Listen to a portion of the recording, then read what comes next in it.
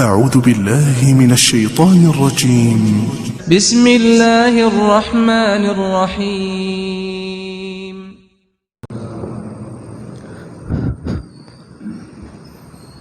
الحمد لله وكفى والصلاة والسلام على رسولنا المصطفى أشهد أن لا إله إلا الله وأشهد أن محمدا عبده ورسوله أما بعد فيا أيها الإخوة والأخوات rahimani wa rahimakumullah. Bersyukur kepada Allah pada hari ini kita kembali berkumpul bermajlis untuk mengenal suri tauladan kita yang terbaik, yang dengan mencontohnya maka Allah Subhanahu wa taala memberikan pahala ittiba bagi kita, yang dengan mencintainya maka nantinya akan beliau tunggu di dalam telaganya, dan semua berhak bagi kita untuk mendalami dan lebih mengenal sosok beliau, yaitu Nabi kita Muhammad sallallahu alaihi wasallam. Muslimin muslimat, hari ini kita akan masuk pasal yang baru, tetapi masih di dalam rentetan peristiwa besar, yaitu kemenangan di Fathu Mekah,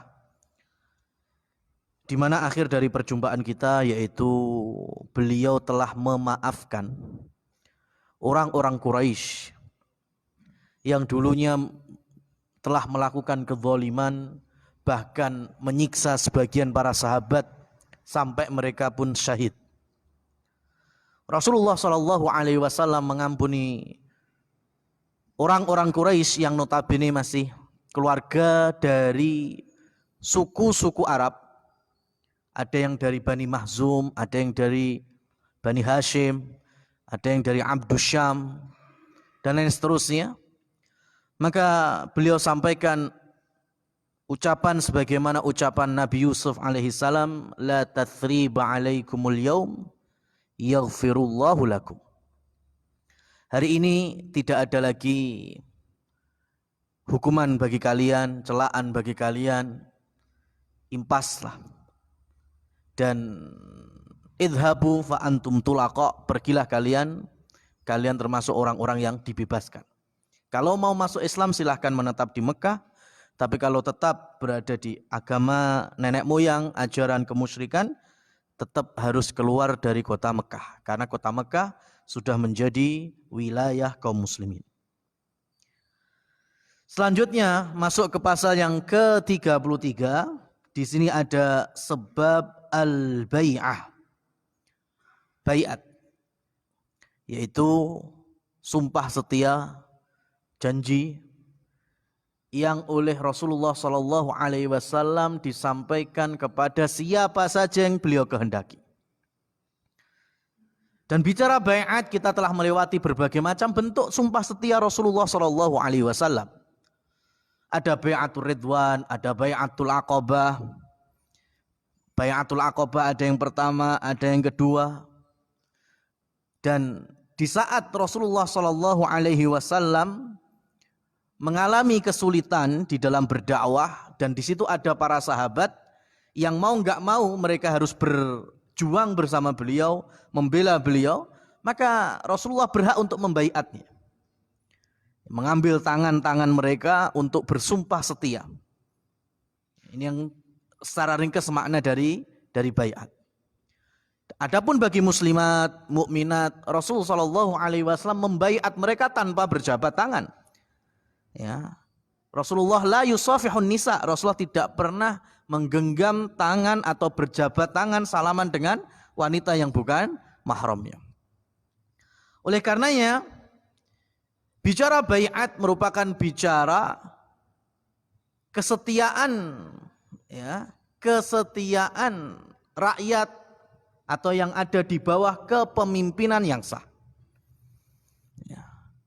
Karena kalau kita bicara baiat, ya, kita bicara baiat setelah Rasulullah sallallahu alaihi wasallam di dalam sirahnya yang secara besar-besarnya sudah kita sebutkan, Rasulullah juga pernah membaiat kelompok-kelompok kecil, ya, kelompok-kelompok kecil yang itu diantaranya para sahabat-sahabat pilihan.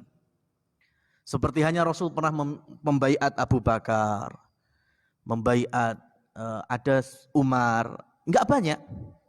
Dan baiatnya adalah kalian tidak boleh menyusahkan orang lain, ya, atau kalian dibaiat untuk senantiasa mandiri. Ini ada Abu Bakar termasuk yang sumpah setia, ya, dalam baiat ini. Maka kalau ada kisah Abu Bakar itu biasanya kalau naik kuda atau naik unta itu pasti beliau membawa tongkat. Ya, pasti beliau membawa tongkat. Dan kalau tongkat itu enggak sengaja jatuh, dan Abu Bakar itu Quraisy, ya, beliau termasuk suku Quraisy, artinya beliau punya strata sosial, ya. Dan kalau ada budak yang mengikuti beliau atau ada apa istilahnya karyawan lah, mungkin yang ngurusi kudanya, yang ngurusi untanya, itu Abu Bakar berhak untuk memerintah. Ya, tulung jupukno tongkatku. Tapi Abu Bakar tidak pernah melakukan hal demikian. Kenapa? Karena Abu Bakar pernah berbaiat dengan Rasul Shallallahu Alaihi Wasallam, tidak mau ngerepotin orang lain. Turun dari kudanya, turun dari untanya, ngambil tongkatnya itu. Masya Allah. Ini ada beberapa sahabat seperti ini. Ya, ada Ubadah bin Samit. Ya, ada Ubadah bin Samit yang nanti beliau pernah dibaiat untuk as-sam'u wa ta'ah wal amru bil ma'ruf wan nahyu 'anil munkar. Ya. Jadi pernah berbaiat bersama Rasul sallallahu alaihi wasallam untuk senantiasa setia, patuh, taat, amar ma'ruf nahi munkar, sampai nantinya di masa Umar bin Khattab radhiyallahu anhu. Rasulullah sudah wafat jelas. Beliau dikirim di Syam, ya. Dan saat itu gubernurnya Muawiyah, dan di pasar Syam, namanya pasarnya bukan hanya kaum muslimin saja, masih ada orang-orang non muslim yang di situ, pasar umum. Maka di situ ada penjual khamar, penjual minuman memabukkan itu, ya, sama Ubadah bin Samit. Nah itu galon-galon atau drum-drum itu tujepi, Mas. Ya, ditujepi. Ya, bakul khamrnya kan ya mencak-mencak. Wah, ini rugi ya, bangkrut. Ya, mau nggak mau minta keadilan kepada gubernur yang saat itu. Ya, dan dijawab oleh Muawiyah, ya nggak bisa. Ini pasar, ya, sudah ada perjanjian, ya, khamr nggak boleh bagi orang Muslim, ya, tapi untuk yang lain. Tapi kata Ubadah bin Samit, ya tetap nggak bisa karena Muslim sudah ada di sini.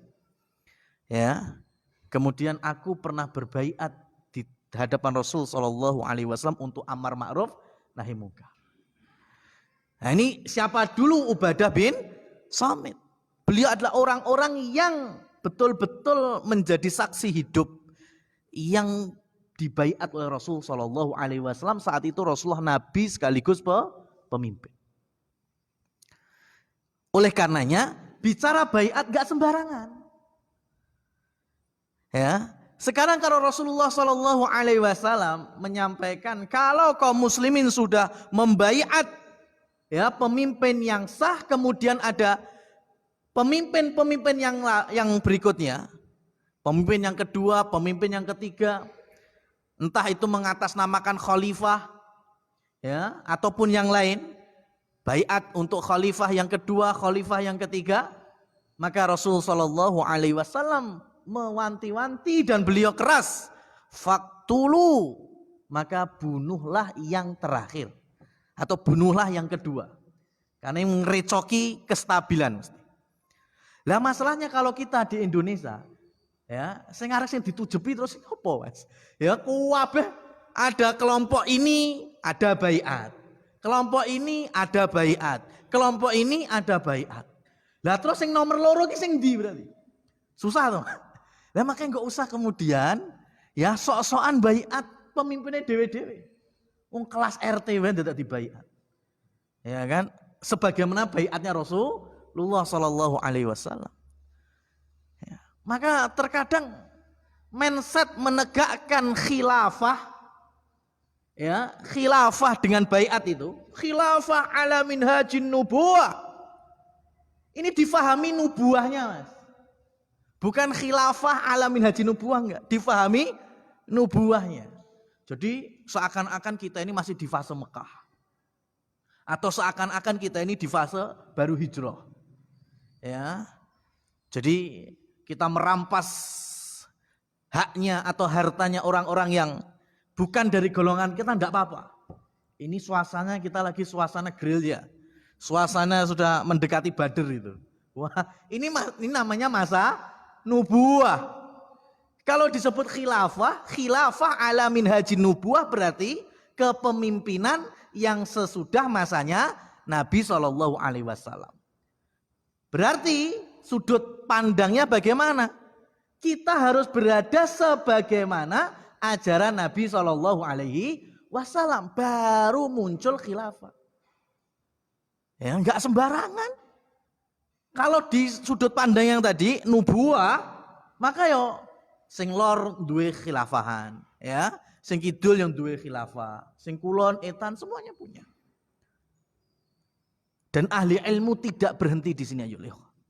Para ulama dari zaman ke zaman telah menasehati. Dan bisa dipastikan setiap kelompok yang keluar dari fatwanya para ulama atau ijtihadnya para ulama atau nasihatnya para ulama, pasti di situ muncul fitnah. Pasti di situ muncul fitnah. Dari dulu sampai sekarang. Ya. Maka munculnya fitnah-fitnah di tubuh kaum muslimin. Ya. Paling besarnya ya di wilayah Syam. Ya, kemudian juga yang tidak pernah selesai dalam tanda kutip yaitu tanah Palestina. Ya, belum muncul fitnah-fitnah kecil-kecil antar tubuh kaum muslimin. Kalau kita mau flashback, kita nggak menafikan dan jujur mau nggak mau di tanah-tanah yang dicap di sana ada jihad atau bumi jihad, yang ada muslimin perang dengan muslimin. Kita tidak bisa menafikan, pasti ada. Ya, kenapa? Karena mereka semuanya menganggap baiat terhadap khilafah kami, baiat terhadap khilafah kami, baiat terhadap pemimpin kami. Nah, terus yang dimaksud baiat sebagaimana di zaman Nabi sing di terus. Oleh karenanya para ulama sudah mewanti-wanti kalian kalau berangkat ya jihad tanpa ilmu itu apa yang terjadi? Kalian nggak tahu kalian itu berada di bawah bendera apa, di bawah soft siapa. Ya, ternyata bukan softnya Ahlus Sunnah wal Jamaah, ternyata bukan softnya kaum muslimin yang bertauhid. Maka yang terjadi sampai detik ini, dulu ketika Syekh Abdul Aziz bin Baz menasehati dengan begitu detail dan penuh rahmat, mereka menganggap Syekh bin Baz hanya ulama alim masalah haid dan nifas. Hanya ulama yang qaid, yang duduk-duduk di mimbar-mimbar gini aja. Syekh bin Baz gak tahu medan jihad. Ya, ngajinya cuma ngaji fikih saja. Fikih ibadah, gak ada fikih jihadnya. Gak ada fikih zuhurnya. Maka yang terjadi di zaman itu pecah kaum muslimin. Ya. Sampai hari ini ketika Syekh Abdul Aziz Al-Syekh, mufti Saudi sama. Ketika muncul awal-awal Daesh atau ISIS. Ya, mereka mencederai Syekh Abdul Aziz Al-Syekh. Ya, dikatakan beliau tidak faham fitnah yang ada di Suriah, macam-macam. Sampai hari ini enggak selesai-selesai. Maka benar apa yang dikatakan oleh para ulama, luhumul ulama masmumah, daging ulama itu beracun. Ya. Lebih khususnya para adik-adik kami, para pemuda-pemuda yang memang hawanya memang hawa, ya pengennya beraksi terus, ya tanpa ilmu. Maka kenapa Imam Bukhari menyebutkan al-ilmu qablal qauli wal amal. Ilmu itu sebelum kita berucap, sebelum kita beramal. Kenapa? Karena kalau amal dipedomannya ilmu, awet mas. Usia kita dengan usia amal kita, insya Allah panjang usia amal kita. Dengan syarat ilmu. Ya. Imam Bukhari bikin pedoman ini. Ya, beliau nyusun kitab Sahih Bukhari. Kemudian beliau wafat, berapa ratus tahun kemudian sampai hari ini kaum muslimin masih menggunakan dan mengaji Sahih Bukhari. Masjid-masjid kaum muslimin, insya Allah di mimbar-mimbar khotibnya itu ada kitab Riyadhus Shalihin, ada kitab Arba'in Nawawi, kitabnya Imam Nawawi. Imam Nawawi usianya Masya Allah nggak sampai 45 tahun. Ya, umurnya nggak sampai 45 tahun. Tapi Riyadhus Shalihinnya sampai hari ini kita kaji. Arba'in Nawawinya sampai hari ini bisa kita hafal. Usia amalnya jauh lebih panjang daripada umurnya beliau sendiri. Kenapa? Karena ilmu. Ya, karena ilmu. Tapi kalau kita modal semangat tanpa ada ilmu, yakin blank tengah jalan mandek. Ya, mandek. Bingung mau apa terus. Ya ini terkadang kita ini kurang sabar. Atau istilahnya nggak seneng menikmati proses. Pengennya gendang. Ya. Pokoknya ada sesuatu yang kayak tidak sesuai hawa nafsu, langsung kalau bisa bikin komunitas untuk menghancurkan itu. Nggak suka ini, hancurkan itu. Ya. Terkadang kita sampai nggak punya adab. Nih kalau bicara kekhilafahan saja, kaum muslimin ya di belahan barat itu masih ada di zaman tabi'in. Ya, di zaman tabi'in Thariq bin Ziyad ketika membuka Al-Andalus ya, tanah Eropa itu sampai 300 tahun berikutnya, 3 abad sudah ada Islam wal muslimin di sana jaya. Tapi nggak pernah selama 300 tahun itu mereka mengklaim kamilah kekhilafahan barat. Kenapa? Ta'adduban wa ta'ziman. Karena mereka masih punya adab. Mereka masih memuliakan di bagian timur masih ada khilafah dinasti Abbasiyah. Mereka nggak nyebut kekhilafahan Eropa, nggak nyebut. Mereka nggak nyebut kekhilafahan barat, nggak nyebut. Mereka hanya menyebut imarah. Imarah itu di bawah khalifah, amir di bawah khalifah. Kita punya pemimpin, iya. Tapi pemimpin kami masih berada di bawahnya khalifah Abbasiyah. 3 abad, mereka santai, sabar. Ya, baru kemudian Abbasiyah mulai runtuh, rontok, baru di masa Abdurrahman An-Nasir, beliau kemudian berani menyebut dirinya khalifah. Kenapa? Karena Abbasiyah sudah runtuh. Nah sekarang semuanya yang kidul yang ngomong duwe pemimpin, duwe khalifah, ya, yang lor etan semuanya. Ya. Maka ini jauh sebagaimana ya yang dicontohkan Rasul Shallallahu Alaihi Wasallam, mimpi, itu mimpi. Ya. Kalau nggak kembali ya, untuk kemudian bermajlis mengkaji, ya dibilang penting ya penting. Ya, dibilang penting ya penting, ngaji semacam ini penting. Mau ngaji masalah kekhilafahan silahkan, tidak apa-apa. Ya, tapi sekarang belum saatnya. Ya, kalau muslimnya seperti ini belum saatnya. Karena kalau pengen minhajun nubuwah, khilafah ala minhajun nubuwah, maka diambil minhajun nubuwahnya dulu. Manhajnya sesuai manhajnya Rasul Shallallahu Alaihi Wasallam. Nah, di Fathu Mekah inilah Rasulullah Shallallahu Alaihi Wasallam mengawali kesempurnaan agama Islam. Ya, jadi sudah beliau membaiat ya, ribuan kaum muslimin. Yang laki-laki beliau jabat tangan, yang perempuan beliau hanya sebatas istilahnya mendikte saja atau mentalkin saja dari baiat-baiatnya. Taib ma'asyiral muslimin wal muslimat rahimani wa rahimakumullah. Khatabar Rasulullah sallallahu alaihi wasallam yaumal fathi. Rasulullah berkhutbah di hari penaklukan kota Mekah, khutbatan bayyana fiha, yaitu khutbah yang beliau menjelaskan di dalamnya katsiran minal ahkamil islamiyati, banyak dari hukum-hukum Islam. Nah, ini mulai.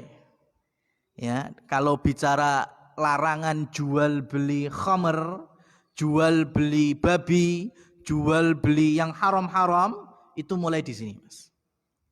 Ya, sebelumnya belum. Bahkan Abu Bakar sendiri meriwayatkan, beliau berkata, Abu Bakar radhiyallahu anhu, kalau dakwahnya Nabi pertama kali ngurusi khamr, pertama kali ngurusi zina, pertama kali ngurusi riba, maka tidak pernah ada yang mau membalas atau menjawab dakwahnya Rasulullah. Ya. Kalau Rasul tiba-tiba dakwahnya, hei, ojo mangan babi, hei, jangan melakukan transaksi ribawi, jangan judi, jangan mendem, nggak ada yang menerima. Orang di Mekah saat itu, ya, jenenge mendem ya, atau khamr ibarat banyu putih ya, Mas. Ya. Dan memang namanya dirubah. Maka ini kaidahnya iblis. Yusammunaha bi ghairi ismiha. Dan ini makar pertama. Ya, makar pertama yang sampai hari ini mandi iblis.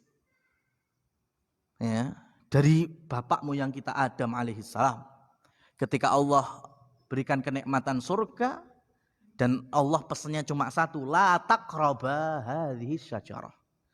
Adam, ya, pasangannya yaitu Hawa, jangan dekati pohon ini. Itu aja pantangannya.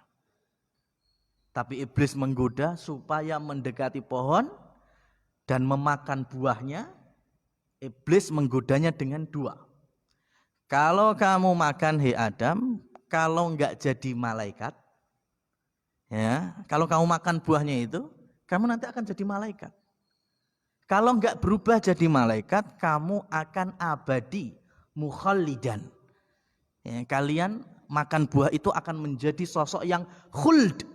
Khuldi artinya abadi, selamanya di surga. Dan akhirnya mandi. Ya, mandi. Jadi ketika kita mengkisahkan kisah Nabi Adam, memakan buah yang terlarang, tapi dengan istilah buah yang dimakan Nabi Adam adalah titik-titik, jawabannya buah khuldi, itu made in iblis, Mas. Itu bukan Allah yang menyebutkan. Allah mengucapkannya, Allah berkatanya, berfirmannya, jangan dekati pohon yang terlarang. Nggak ada ngasih nama khuldi. Nabi Adam juga nggak ngasih nama khuldi. Yang ngasih nama khuldi siapa? Iblis. Jadi kita harus memutus mata rantai ini, Mas. Kalau mengkisahkan ke anak-anak, adik-adik kita, jangan disebut buah yang dimakan Nabi Adam buah khuldi. Itu bikinan iblis nama itu. Ya, sampai hari ini masih tenar, Mas. Ya, Al-Quran menyebutnya buah terlarang. Meskipun iblis ngasih nama buah keabadian. Emang cantik-cantik nama dari iblis. Maka kembali di masa Rasul Shallallahu Alaihi Wasallam, orang Mekah khamr bukan disebut khamr, karena orang Arab tahu khamr itu yang menghilangkan akal, ya, yang hilangkan kewarasan. Makanya khamr di masa Nabi Shallallahu Alaihi Wasallam disebut al-karam, al-jawad, kemuliaan dan kedermawanan. Nah itu. Jadi wong-wong pengen disebut dermawan, lomo, makanya harus mentraktir khamr. Mendem bareng-bareng, yaitu orang yang mentraktir setiap hari khamr, maka pasti disebut orang yang mulia. Disebutnya bukan khamr, tapi apa? Al-karam. Sopo sing gak gelem disebut mulia, Mas? Siapa yang gak mau disebut dermawan? Ya, itu betul, di zaman Nabi khamr disebut karam. Maisir, apa itu maisir? Judi, ngadu nasib. Enggak disebut maisir, disebutnya kismah, bagi-bagi. Ya, kan? Pembagian. Dino iki awakmu gak entuk rapopo, hitung-hitung bagi-bagi dulur kanca. Sesuk lek nasibmu apik, berarti kita yang sedang bagi-bagi ning awakmu. Siapa yang enggak mau dapat jatah, Mas? Ya kan? Siapa nam? Dulu disebutnya bukan maisir, bukan judi. Kismah, bagi-bagi. Ya. Oleh saiki disebut trading forex podo ae, Mas. Ya kan? Sama aja. Yang penting itu Ya, jangan tersilaukan dengan nama. Riba, siapa bilang orang Mekah dulu nyebutnya riba? Enggak, faidah atau manfaat. Faidah, manfaat. Ya kan? Kowe kan bantu aku. Ya kan? Nyilihi terus aku balik nih nambah. Kan manfaat di awakmu. Manfaat di awakku, wis mbok silihi, maka aku balik nih luweh kan manfaat di awakmu. Siapa yang enggak mau ngasih manfaat, Mas? Ya kan? Maka jangan heran kalau hari ini kemungkaran-kemungkaran Allah yang kemungkaran-kemungkaran yang Allah haramkan itu dipoles oleh iblis dengan nama-nama indah. Enggak usah heran. Mau riba sekarang juga namanya cantik-cantik, Mas. The flower. Ya, cakep. Ya kan? Dulu ketika saya masih anak-anak itu di kampung itu kalau ada perempuan yang memang pelacur, wah itu sebutan Indonesia pelacur wis kuasar, Mas. Apa meneh basa-basa daerah. Ya nggak perlu kita contohkan di sini toh. Kuwi jangankan wong tuane tutup kuping nggak, Mas. Panas mendengar anaknya dicap sebagai pelacur. Sampai rawani metu omah, blonjo patuto isin. Mas. Ya, karena namanya nama yang buruk. Sekarang kan enggak. Kasih depannya pekerja. Waduh. Ya kan? Pekerja seks komersial. Waduh, Mas, tambah hayu makanya. Tambah pede lho pekerja. Sekarang pekerja bangunan sampai nyebut kuli loh, Mas. Ya. Ya. Masya Allah, ini sudah pelacur tapi dikasih pekerja seks komersial. Ya haula wala quwata illa billah. Ya, tempatnya ngalor titik ya kan? Itu ya kan disebutnya wisata religi. Oh, wisata religi loh, Mas. Wisata syahwat jadi wirasa religi. Le ora lor kono apa enak ya? Ya. Ini harus kita kembalikan. Sesuatu yang mungkar kasih nama yang mungkar. Sesuatu yang haram kasih nama haram biar ada dampak sosialnya. Ya. Rasulullah Shallallahu Alaihi Wasallam berkhutbah diantaranya an la yuqtala muslimun bi kafirin wala tusafirul mar'atu masira thalathati ayyamin illa ma'adhi mahram. Di antaranya tidak dibolehkannya ya seorang muslim ya itu membunuh orang kafir tanpa hak, tanpa ada suatu yang harus ditetapkan oleh syariat. Apalagi sebaliknya, orang kafir yang memerangi dan membunuh orang muslim. Kemudian perempuan-perempuan tidak boleh safar dalam hitungan 3 hari ya, kecuali harus ada mahramnya. Ya, artinya sudah perjalanan jauh. Wala salata ba'da subhi wal asri wala yusama yaumul adha wa yaumul fitri. Dan tidak boleh ada salat selepas salat subuh dan selepas salat asar. Artinya waktu terhalang salat. Kemudian dilarangnya puasa di Idul Fitri maupun di Idul Adha. Tsumma qala, kemudian Rasulullah sallallahu alaihi wasallam berkhutbah lagi. Ini masih ada tambahan ya. Dalam peristiwa Fathu Mekah, ya, di hari-hari itu Rasulullah Shallallahu Alaihi Wasallam juga mendapati kasus ada orang Mekah yang namanya Zam'ah. Zam'ah itu kalau kita mengenal istri Nabi selepas Khadijah yaitu Saudah. Saudah radhiyallahu anha itu bintu Zam'ah. Berarti Zam'ah itu ayahnya Saudah. Mau nggak mau mertuanya Rasul. Zam'ah itu punya budak. Ya, punya budak. Jariyah. Yang mana budak perempuannya ini? Budak perempuannya ini berzina dengan seseorang yang bernama Utsbah bin Abi Waqqas.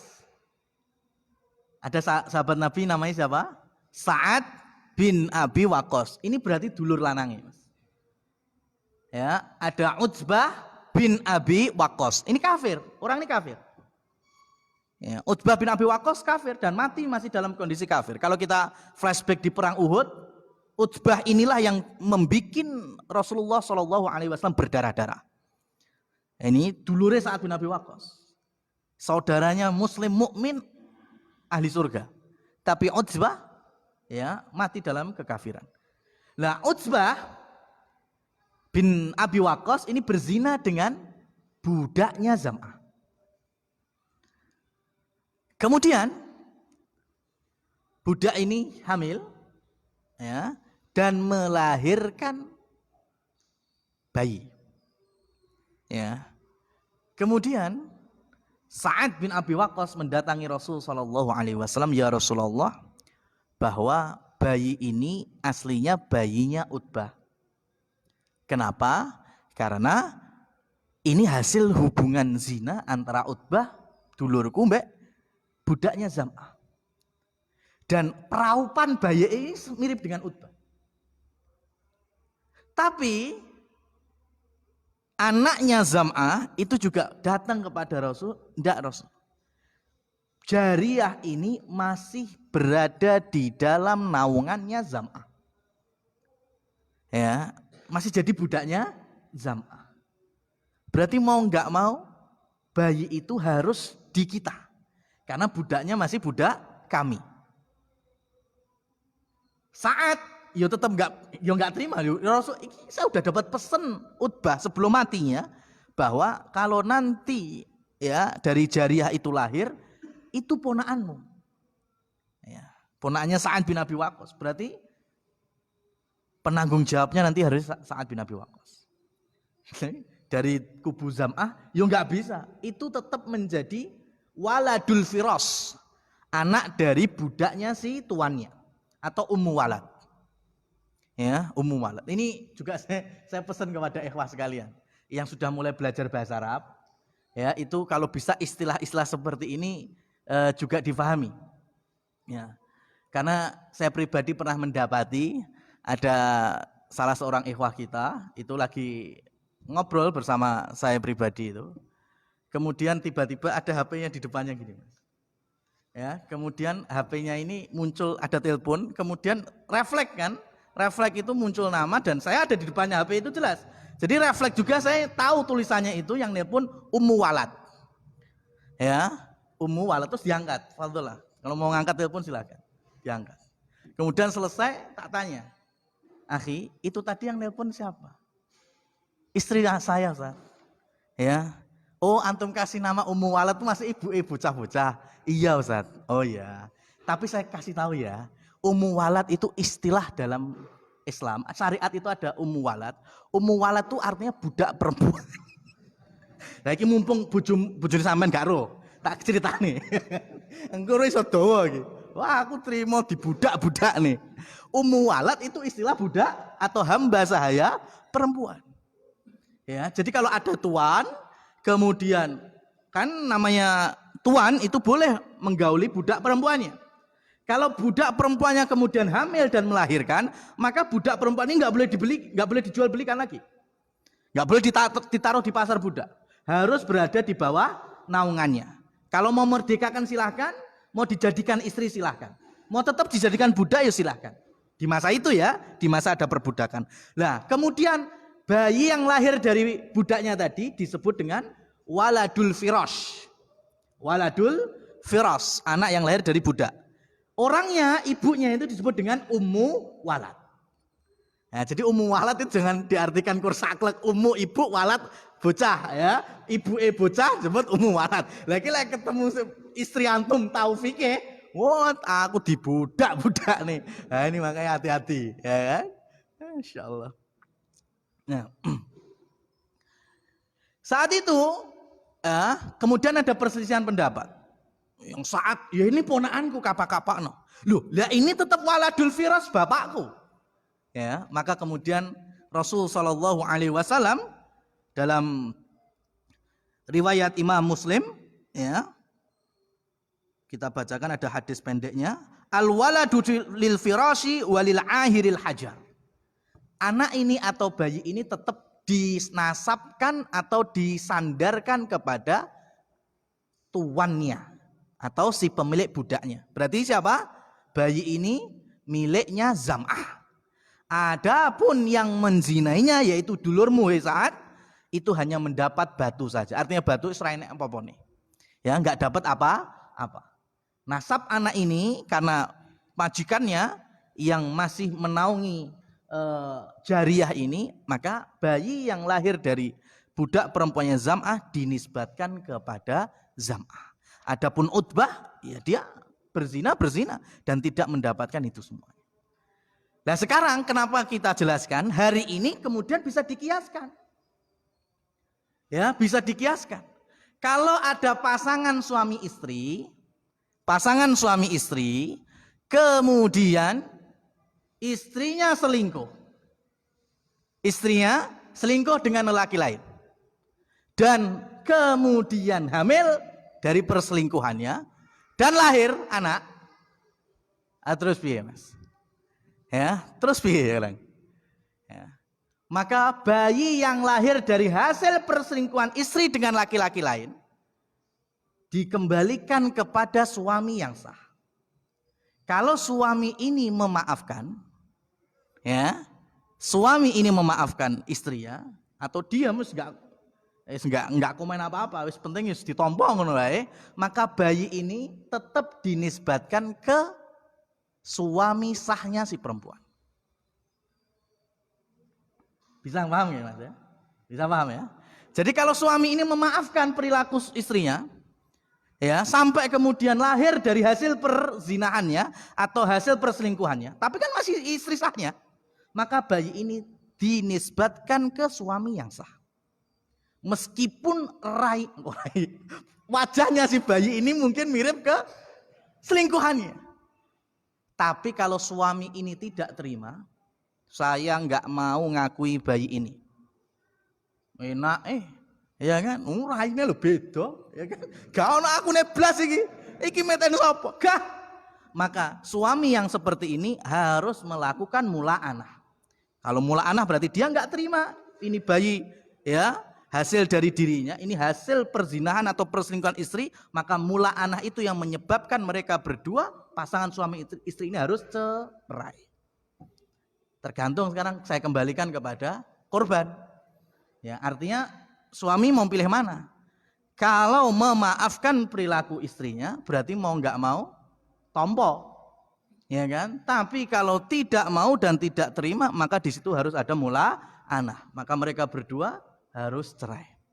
Ini hukum fikihnya. Wallahu a'lam bishawab. Kita jeda terlebih dahulu untuk mendengarkan adzan Isya.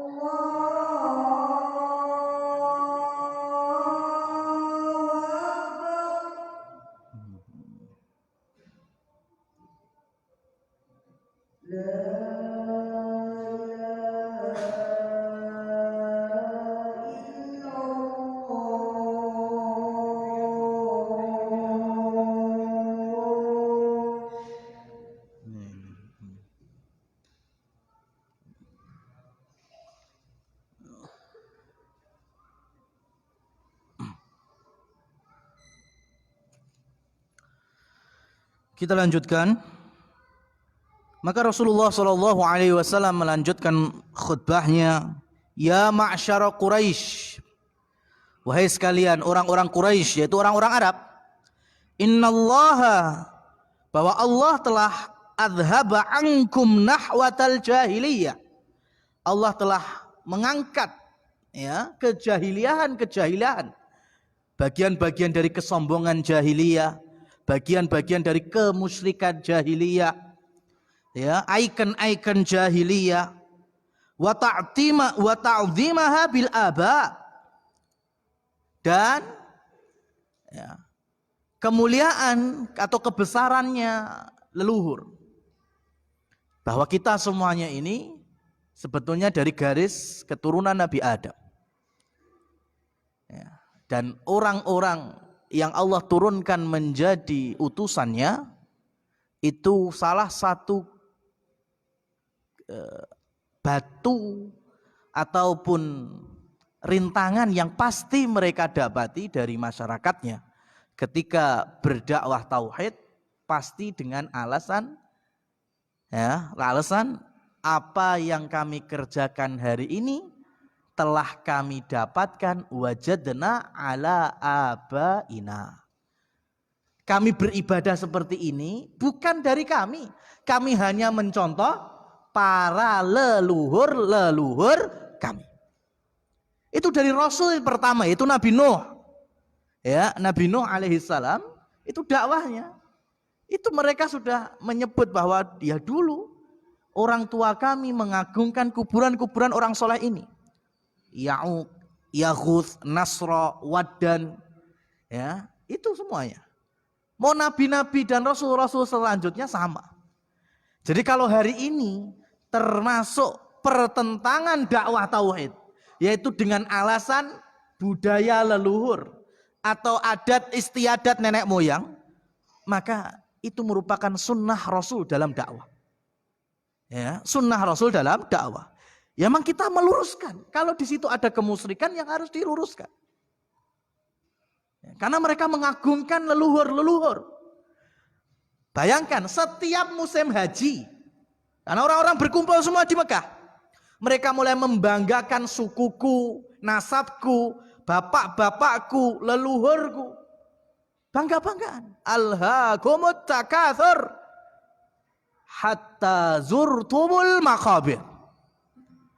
Ya, sampai kalau mereka sudah hari itu tidak punya yang dibanggakan, maka mereka mengajak orang-orang itu untuk menziarahi kuburan nenek moyang. Hari ini kami memang nggak ada pemimpin. Hari ini memang kami bukan orang yang ekonominya tinggi, tapi lihat ini kuburan ayah-ayah kami, kakek-kakek kami. Beliau dulunya pemimpin, beliau dulunya pejuang, beliau dulunya saudagar kaya raya. Sampai segitu. Ya, berlebihan di dalam mengagungkan nasab. Ya, bukan kemudian nasab nggak perlu, nasab perlu. Ya, tapi kalau berlebihan, ya, atau bahkan kita ya dalam istilah ikut hanya karena itu budaya nenek moyang, maka harus dibersihkan. Ini termasuk nakhwal jahiliyah. Maka Rasulullah SAW menyebutkan, wan nasu min Adam wa Adam min turab. Manusia awalnya dari Nabi Adam, semuanya. Mau yang Arab, non Arab semuanya. Maka bapak kita ini ada 4. Kita ini memiliki 4 bapak. 3 nasab, satunya bapak ideologi karena kita orang Indonesia. Ya, kalau kita orang Arab ya tak sebut 4-4-nya 4 nasab, bapak nasab. Bapak kita yang pertama ya bapak akte itu bapak kita. Ya, Iqbal bin siapa? Lah bin ini itu bapak saya, itu yang pertama. Yang kedua adalah Abul Bashar, bapak yang pertama kali muncul sebagai nenek moyang seluruh manusia, yaitu Adam alaihissalam. Ini bapak kita juga. Dan yang ketiga adalah Nabi Nuh Abul Bashar Atsani, bapak moyang seluruh manusia yang kedua. Karena seluruh manusia diazab, yang kafir-kafir itu, yang selamat cuma yang bareng Nabi Nuh di kapalnya. Ya, maka merekalah nanti cikal bakal manusia, itu anak-anaknya Nabi Nuh itu. Ya kita ini nasabnya sampai ke Nuh, sampai ke Adam alaihimassalam. Dan satu lagi bapak kita yang dipotret di dalam zikir pagi dan petang kita, Mas. Asbahna amsayna ala fitratil Islam wa ala kalimatil ikhlas wa ala dini nabiyina Muhammad wa ala millati abina Ibrahim. Waktu pagi, waktu sore kita bersyukur dalam kondisi fitrah tauhid, beragama Islam, agamanya Nabi kita Muhammad, agamanya bapak kita Abina, bapak kita Ibrahim. Syariat kita memotret Nabi Ibrahim bapak. Ya, tapi jarang sekali kita belajar parenting, belajar orang tua dari Nabi Ibrahim. Bahkan sebaliknya Nabi Ibrahim dipotret puzzle kehidupan beliau sing medeni tok. Kan viralnya Nabi Ibrahim cedak Idul Kurban. Ya kan? Itu tok kan? Itu pun kisahnya Masya Allah. Nabi Ibrahim punya anak nanti Ismail masih bayi, dibawa ke tanah tandus Mekah, ditinggal. Bocah masih bayi ditinggal bapaknya, sendirian bersama ibunya. Ketemu lagi nanti rodok gede, bangun Ka'bah bareng. Habis itu dibelah, titik. Oh, medeni ini. Ya kan? Nabi Ibrahim dari tahun ke tahun kisahnya bulatnya di sini, Mas. Ya kan, punya anak bayi ditinggal, kan ketemu bangun Ka'bah, habis itu Nabi Ismail dibelah, titik. Ya kan aneh. Wong Islam ya dalam syariatnya menyebut Nabi Ibrahim abina, bapak kita. Bapak kita Nabi Ibrahim. Ya, Masya Allah. Nabi Adam kita enggak pelajari, Masya Allah. Ya. Ketika Allah Subhanahu wa taala menciptakan, menggambarkan wa 'allama Adamal asma'a kullaha.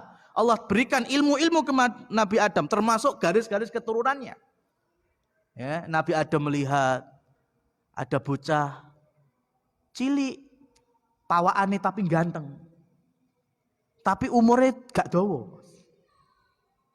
Tanya kepada Allah, siapa itu ya Allah? Ini anakmu. Ya, anakmu yang nanti bernama Daud.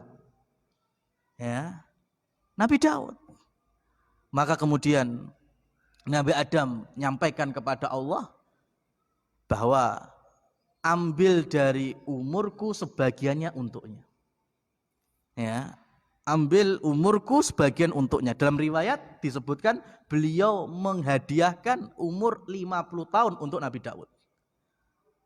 Maka ketika Allah Subhanahu wa taala turunkan Nabi Adam ke bumi ini, dan sebelumnya di surga Nabi Adam sudah punya sifat bapak, yaitu pengorbanan. Kalau orang tua ya ndeleng anake patutolek sakit ben sakite sing lara wong tuane, ya siap berkorban asalkan anak sehat bagas waras, itu fitrah semenjak Nabi Adam kayak gitu.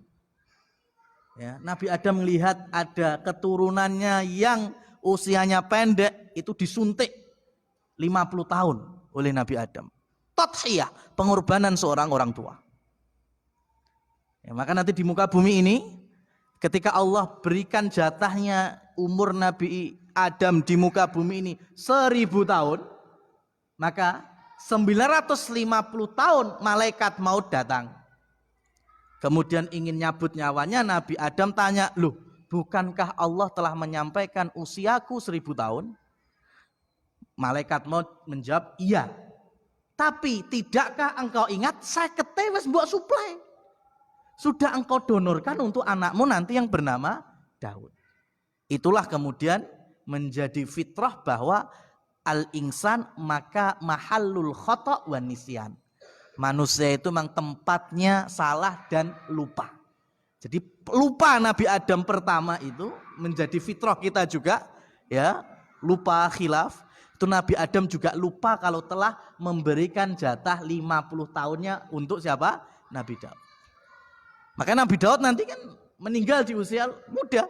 Karena Nabi Sulaiman menggantikan bapaknya yaitu Nabi Daud itu di usia masih belasan tahun. Nah ini Nabi SAW ingin menjelaskan kepada masyarakat yang ada di Arab bahasanya kita semua ini sama. Gak ada namanya suku-sukuan, ya, ta'assub berlebihan. Wa Adam min turab, Nabi Adam itu dari tanah. Ya ayuhan nas inna khalaqnakum min dzakari wa untha wa ja'alnakum syu'uban wa qabaila lita'arafu inna akramakum 'indallahi atqakum. Ini ujungnya. Allah ciptakan lagi perempuan, Allah ciptakan berbangsa-bangsa, berkabilah-kabilah supaya saling mengenal, dan di sisi Allah yang paling bertakwa, yang paling mulia adalah yang paling bertakwa. Maka para nabi, para rasul, mereka orang-orang yang paling mulia. Kenapa? Karena mereka paling takut dan paling bertakwa. Ya. Nah ini Rasulullah SAW membangun Mekah itu di atas tauhid lagi, kemudian dikasih hukum-hukum karena Islam sudah kuat, ya, ilmu lagi, pedomannya lagi, pakemnya. Dan kita tidak dibebani, ya, kita tidak dibebani hikmah. Ilmu itu harus sekarang terbuka, nggak penting mas. Yang penting kita meyakini pedoman Islam, Al-Quran maupun hadis sahihnya Rasulullah SAW. Kita baca, kita dalami, kita amalkan. Itu tanggung jawab kita. Nggak butuh hikmahnya apa. Dan nggak perlu kita pertanyakan. Kalaupun muncul secara ilmiah, yaitu berarti ilmu yang Allah sudah sampaikan 15 abad lalu baru kebuka hari ini. Ya, dan kita beragama bukan karena riset ilmiah, tapi karena firman Allah dan sabda Rasulullah. Ya, ini yang berkali-kali ya kami nasihati untuk pribadi dan juga jamaah sekalian. Jadi Rasulullah 15 abad lalu sudah bilang la tasrobanna ahadukum qa'iman. Janganlah di antara kalian minum sambil berdiri. Ini hadis kita dengar. Tapi kadang minum masih berdiri aja. Baru kalau ada dokter spesialis bilang bahasanya, kalau kita minum itu sambil berdiri, itu beda ketika minum kita sambil duduk. Kalau kita minum sambil duduk, itu ginjal kita ada katup yang membuka, menutup. Jadi ketika kita duduk, itu bisa refleksnya.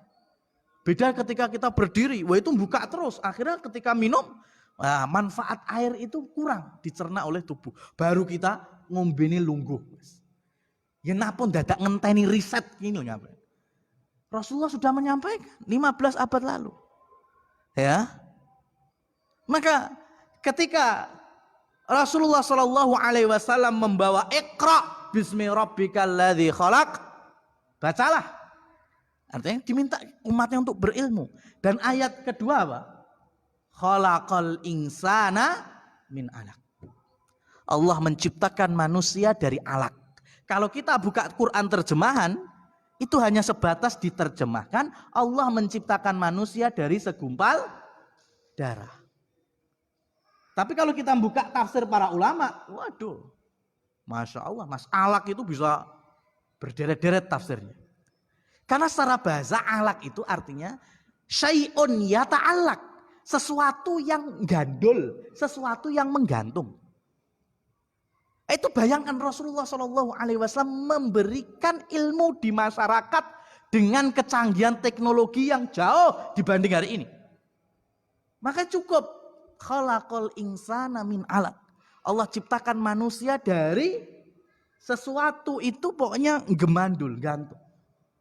Nah, ini kalau buka tafsirnya hari ini Mas, coba. Yang namanya rahim, janin itu awalnya kan nempel di dinding rahim. Nempel Mas, gantung. Ya kan? Kemudian nanti tambah besar.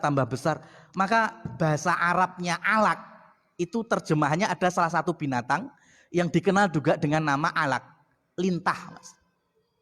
Pacet. Itu juga bahasa Arabnya alak. Antum tahu lintah?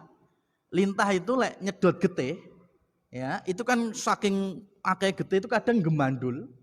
Kemudian lek sampean dulung cetok-cetok itu malah kadang sampai kelihatan itu lek sampean senter itu, kelihatan urat-urat atau gurat-gurat darahnya yang disedot. Iya apa enggak? Janin itu sama kayak gitu. Ketika nempel di rahim, itu semakin gede, semakin besar dalam hal usia berarti kan, umur janin baru mulai kelihatan. Boleh kelihatan kayak lembung, kemudian ada aliran-aliran darah dari ibunya. Bayangkan sekarang, hal semacam ini, gambaran semacam ini baru bisa kita lihat secara nyata saat diketemukan mesin USG 4 dimensi. Itu baru bisa, oh ini loh, alak tuh, nih Mas Ki, jenenge alak ki ngene iki. Padahal mesin USG 4 dimensi kapan ditemukan? Baru abad ini kan. Pada Rasul Shallallahu Alaihi Wasallam telah menyampaikan Al-Quran 15 abad lalu. Jadi selagi kita ngaji Quran Mas, itu pasti di atas kebenaran, pasti. Ya pasti. Meskipun hikmahnya bukan hari ini, kita nggak tahu, yang penting kita yakini ini kebenaran. Ya ternyata nanti muncul hikmahnya tahun depan, bulan depan, 10 tahun lagi sudah, atau mungkin kita sudah nggak ada di muka bumi ini, nggak masalah, ya karena Al-Quran sampai hari ini mulai kebuka ilmunya, ya bayangkan sekarang, mau yang astronomi, mau yang ilmiah apa sekalipun, ensiklopedi, sains, ya, itu Al-Quran sebetulnya sudah mengarahkan, cuma kitanya memang punya batas akal untuk memahami. Mungkin generasi berikutnya buka Al-Quran muncul ilmu apa lagi, fasadaqallahul adzim, maha benar Allah Subhanahu wa taala. Aku qouli hadza, semoga bermanfaat. Fa subhanakallahumma wa bihamdik asyhadu an la ilaha illa anta astaghfiruka wa atubu ilaik. Wa akhiru da'wana anil hamdulillahirabbil alamin. Billahi taufiq wal hidayah.